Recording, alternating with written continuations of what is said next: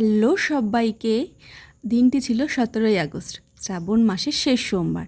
আর আজকে আমরা আমাদের বাড়িতে প্রতিষ্ঠা করব মহাদেবকে। আজকের দিনের থেকে তো ভালো দিন হতেই পারে না মহাদেবকে প্রতিষ্ঠা করার জন্য। দিনটা হলো সোমবার আর মাসটা হলো শ্রাবণ মাস। তো তার জন্য আমি সকালবেলা উঠে দুব্বা বাজতে শুরু করেছি। মা আমাকে অল্প কটা দুব্বা পাঠিয়ে দিয়েছিল, কিন্তু ও কটাতে হতো না, আর কটা লাগতো, তো তার জন্য দুব্বা ভাজছিলাম। তো তাড়াতাড়ি কাজ বাজ করে আমি স্নান করে ঘরে চলে এসেছি। আর আমি আজকে সকালবেলা উঠে আজকে দেখলাম পুরো গাছ ভর্তি ফুল। আজকে আমার শ্বশুরমশাই একটা ফুলও তোলেনি, পরে তুলবে। তো আমি শাড়ি পরে রেডি হয়ে গেছি। আর আমার শাড়ি পরা দেখে আমার উনি হাসছে, বলছে বিয়ের পরে এতদিন পরে তোমাকে আবার বাড়িতে শাড়ি পরতে দেখলাম। এখন তো শাড়ি পরা হয়ই না। উপরে এসে আমি ফল নৈবেদ্য যা যা দরকার পড়ে আমি একটু রেডি করে রাখছিলাম, যেহেতু ঠাকুরমশাই বলেছিল বিকেলবেলা আসবে, তো তার জন্য অনেকটা টাইম ছিল, তাই আমি আস্তে আস্তে সব কিছু করছিলাম। আমি সব যোগাযান্ত্রী করে বসেছিলাম। আমাদের পুরোহিতমশাই একটু আসতে দেরি হচ্ছিল, তো বসেই ছিলাম। আর আজকে আমরা 4 জনই উপোস।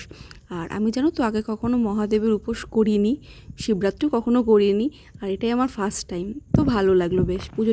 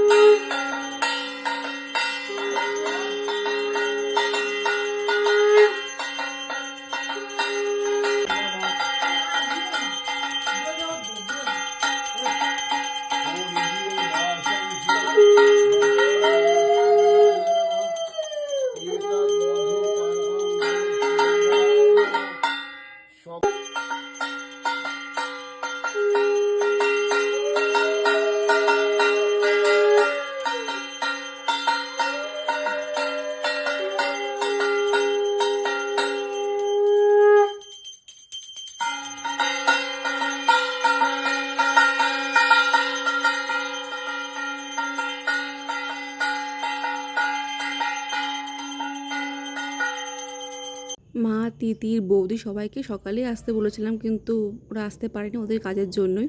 তো তিতি ওরা সবাই বিকেলে এসেছিলো, তিতি খেতে বসছে। আর আমার মার হাইটা দেখো, মানে অদ্ভুত রকমের হাই দিচ্ছে ভিডিওটা দেখলে।